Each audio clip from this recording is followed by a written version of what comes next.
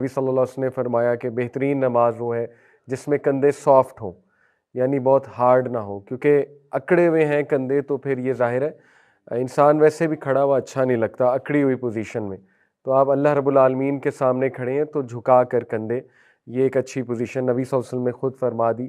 پھر سجدہ، اس کا کیسے پوسچر ہونا چاہیے، 7 بونز پہ ہوتا ہے سجدہ، حدیث ہے، وہ میک شور ساری بونز زمین پر لگ رہی ہیں، جن میں ناک ہے، یہ ہے، باقی ہاتھ ہیں آپ کے، ٹھیک ہے۔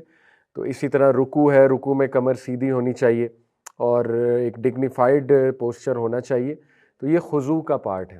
تو خشوع بھی بہت ضروری ہے نماز کے لیے اور خضوع بھی بہت ضروری ہے۔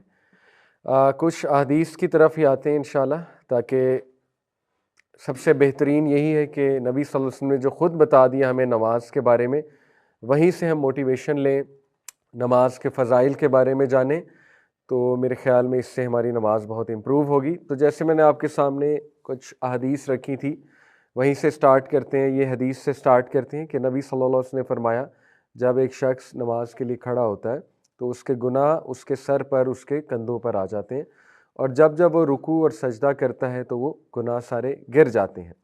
تو یہ ہمارے لیے بہت ہی موٹیویشنل حدیث ہے۔ اسی طرح نبی صلی اللہ علیہ وسلم نے فرمایا کہ اگر لوگوں کو اذان کا اور پہلی صف میں کھڑا ہونے کا ریوارڈ پتہ لگ جائے، اذان دینے کا اور پہلی صف میں کھڑا ہونے کے ریوارڈ، تو وہ کوڑا ڈالیں گے ٹو سیکیور دیز پریویلیجز، اور اگر انہیں یہ پتہ لگ جائے کہ نماز اول وقت پہ پڑھنے کا کیا ثواب ہے، اول وقت پہ پڑھنے کا، تو وہ ریس لگائیں گے، اور اگر انہیں پتہ لگ جائے کہ عشاء اور فجر کی نماز کا کیا ریوارڈ ہے تو وہ بھاگ کر آئیں گے، یہاں تک کہ انہیں رینگ کر بھی آنا پڑے تو رینگ کر بھی آئیں گے۔ یعنی اس سے ثابت ہوا کہ بہت زبردست ریوارڈ ہے۔ اسی طرح یہ حدیث نبی صلی اللہ علیہ وسلم کی صحیح مسلم کی حدیث ہے، He who offers the فجر prayer will come under the protection of Allah۔ جو کوئی بھی فجر کی نماز ادا کرے گا اللہ سبحانہ تعالیٰ کی پروٹیکشن میں آ جائے گا۔ O son of Adam, beware lest Allah should call you to account in any respect from withdrawing his protection۔ دیکھیں اب ثابت ہوا کہ اگر آپ کو پروٹیکشن چاہیے اس دن میں تو فجر کی نماز اس کے لیے ضروری ہے، ادروائز کوئی ذمہ نہیں ہے اللہ کا کہ آپ کو پروٹیکشن ملے۔ یہ حدیث کا مطلب یہ ہے بیسیکلی۔ اور ویسے بھی آپ دیکھیں نا، فجر کی نماز چھوڑنے کے بہت سے رسک ہیں۔ شیطان، وہ حدیث آپ نے پڑھی ہوئی ہے، فجر کی نماز جو چھوڑتا ہے تو شیطان اس کے کان میں پیشاب کرتا ہے۔ تو دیکھیں یہ کیا ہے، یہ میرے نزدیک تو یہ جادو ہے۔ شیطانی ساری چیزیں جادو سے ریلیٹڈ ہوتی ہیں نا، تو لوگ کہتے ہیں ہم پہ جادو ہو گیا، تو جادو تو تبھی ہو جاتا ہے جب فجر کی نماز چھوٹ جائے۔ جادو اس سینس میں کہ ایک دھوکے میں انسان رہے اور ڈسیپشن میں رہے، کیونکہ شیطانی عمل شروع میں ہی ہو گیا، صبح ہی ہو گیا، پھر وہ 3 گرہ باندھتا ہے، اور پہلی گرہ کھل جاتی ہے جب انسان اٹھتا ہے، اللہ کا نام لیتا ہے، دعا پڑھتا ہے، دوسری گرہ کھل جاتی ہے جب وہ وضو کرتا ہے، تیسری گرہ کھل جاتی ہے جب وہ نماز ادا کر لیتا ہے۔ تو یہ گرہ کیا ہے؟ شیطان کی گرہ بھی ایک قسم کا جادو ہی ہے نا۔ تو بہرحال سوچنے کی بات یہ ہے کہ انسان کہتا ہے میری زندگی ٹھیک نہیں چل رہی، میری زندگی میں برکت نہیں ہے، یا ڈیفیکلٹیز ہیں لائف میں، تو اسے سوچنا چاہیے کہ فجر کی نماز ہی نہیں پڑھ رہا، تو شیطانی عمل تو ہوگا زندگی میں، ٹھیک ہے۔ ہمارے نبی نے تو بہت کلیئر بتا دیا۔ تو فجر کی نماز پروٹیکشن ہے، بہت بڑی پروٹیکشن ہے، اور تھرو آؤٹ ہسٹری آپ دیکھیں گے، تھرو آؤٹ ہسٹری جتنی بھی تہذیب آپ کو تہذیبیں ملیں گی، سویلائزیشنز ملیں گی، ان میں صبح میں اٹھنا اور صبح میں اٹھ کے کوئی اسپرچول ایکٹیویٹی کرنا، ایون یوگا کرنا، یہ تو آپ کو ہر طبقے میں ملے گا، ہر اس انسان کی روٹین میں ملے گا جو عقل مند ہے۔ تو یہ مسلمانوں کو بھی سوچنا چاہیے کہ ہمیں تو سب سے بیسٹ اسپرچول ایکٹیویٹی ملی ہے صبح کے ٹائم پہ، اور وہ نماز ہے، فجر کی نماز۔ تو اس کو چھوڑنا یہ بہت گھاٹے کا سودا ہے، بہت گھاٹے کا سودا ہے، اور بہت فیئرز ہوتے ہیں لوگوں کے، طرح طرح کے فیئرز ہوتے ہیں، ٹھیک ہے، کہ میری نیند خراب ہو جائے گی، اور اگر میں اٹھ گیا تو میرے سر میں درد ہونا شروع ہو جائے گا اگر میری نیند نہ پوری ہوئی، یا مجھے فلو ہو جائے گا وغیرہ وغیرہ۔ آن دا کنٹرری آپ فجر کی نماز پڑھیں گے، اللہ آپ کو صحت دے دے گا، آپ کی صحت بہتر ہو جائے گی، ٹھیک ہے، آپ کی انرجی بہتر ہو جائے گی۔ تو یہ تو فیئر ہے، شیطان یہ فیئرز ڈالتا ہے۔ بہرحال نبی صلی اللہ علیہ وسلم نے فرمایا، یہ میں آپ کو حدیث بتا چکا ہوں، کہ اگر انہیں فجر اور عشاء کی نماز کے میرٹس پتہ لگ جائیں تو وہ رینگ کر بھی آئیں گے۔ فجر کے کچھ میرٹس آپ کے سامنے ہیں۔ سب سے پہلے اللہ کی پروٹیکشن، ڈیوائن پروٹیکشن، یہ صحیح مسلم میں آتا ہے۔ نمبر 2، فجر کی جو تلاوت ہے، نماز کی تلاوت، وہ فرشتے وٹنس کرتے ہیں۔ فجر کی نماز کی تلاوت فرشتے وٹنس کرتے ہیں، تو یہ بہت خوبصورت بات ہے۔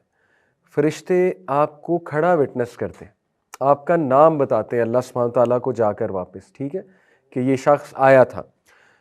حدیث میں آتا ہے کہ جب انسان فوت ہوگا اور اس کی روح کو اوپر لے جایا جا رہا ہوگا، فرشتے آئیں گے، اس کی روح کو اوپر لے کر جائیں گے، اگر تو نیک روح ہے، ٹھیک ہے، تو فرشتے بڑی خوبصورت شکلوں میں آئیں گے اور سفید لباس پہنا ہوگا، اس کی روح کو پہلے آسمان پہ، دوسرے آسمان پہ، 7 آسمان تک لے جائیں گے۔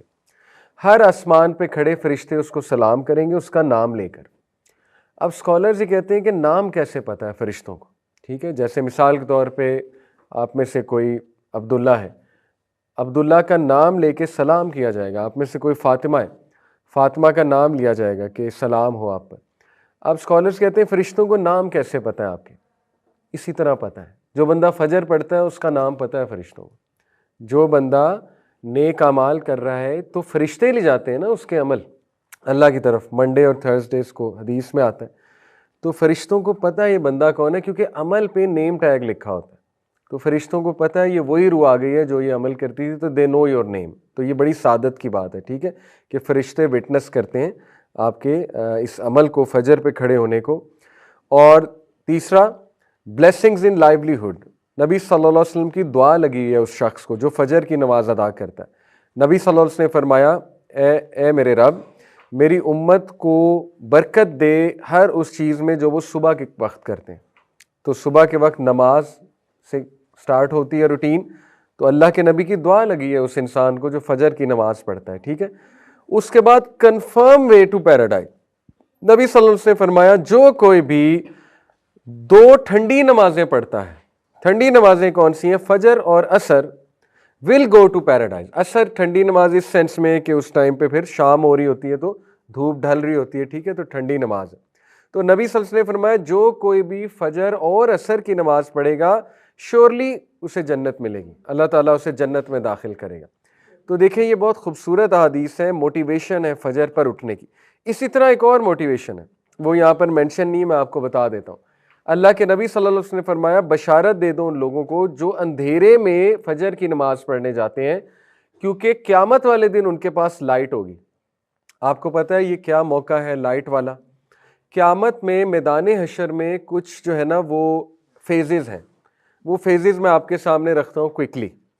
سب سے پہلا فیز جب اللہ ہم سب کو اٹھائے گا، مردوں میں اللہ تعالیٰ روح رکھے گا، دوبارہ سے اٹھائے گا سب کو، تو سب سے پہلے سٹینڈنگ ہے، لوگ بہت دیر تک کھڑے رہیں گے، یعنی پہلے وہ چلیں گے میدان حشر کی طرف، ایک دم سے بوکھلا کر یہ کیا ہو گیا، ہمیں کس نے اٹھا دیا، اور چل کر وہ میدان حشر کی طرف جائیں گے، اور وہاں جا کے وہ بہت دیر تک کھڑے رہیں گے۔